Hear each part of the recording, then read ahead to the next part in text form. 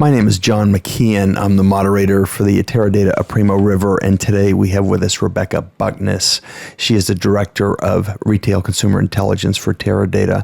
Basically, what Rebecca does is run around the world and meet with leading retailers and try to drive and understand best practices. Rebecca, welcome to the river again. Hi, John. Nice to speak to you again.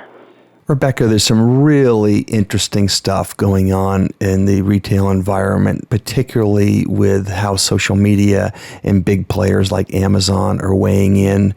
Let's talk first about what's just happened with Black Friday and now Green Monday. What's your take on that? It's crazy. If I were in Brick Mortar today, my shoes would be shaking. The Amazon $5 win against Brick Mortars should be making everybody very, very uncomfortable right about now. And so, Rebecca, what are you seeing in terms of the retailers, the big retailers around the world? What are they doing to really raise their game and maybe even reinvent themselves to combat such an incredible onslaught? I think the kickoff of 2011 was, what is it we're doing to really get our act together around e-commerce sites, and how are we really engaging our customers online? I'm sure the stats don't need to be quoted by us, but the fact that growth is in the double digits across the board when other companies are struggling to even make same-store sales is kind of the tipping point for all retailers today. Then when Amazon comes out and says, we're going to get your customers no matter what, you have to really be considering not only what am I doing online, but how are my stores going to help support what I'm doing? And in fact, if you look around, companies like eBay now have showroom stores. They're recognizing that there's value in getting people walking through the door, but the question is, how do I marry this to make better sense of what's going on? Well, Rebecca, you are going to be at NRF, the National Retail Federation's big show, and Teradata is a big sponsor of that, and I think you are in booth 1537.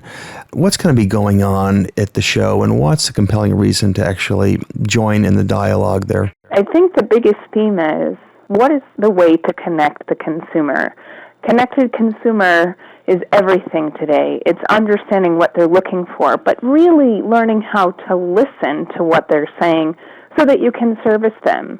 Low price is, in fact, very important, but it's not the only thing. And other companies online wouldn't actually open up stores and showrooms if it weren't necessary to actually get a touch and feel of products that you're selling. So when we're thinking about that, we're saying, how can you actually reinvent retail to meet the needs of the touch and feel consumer while listening to the fact that price is really very important?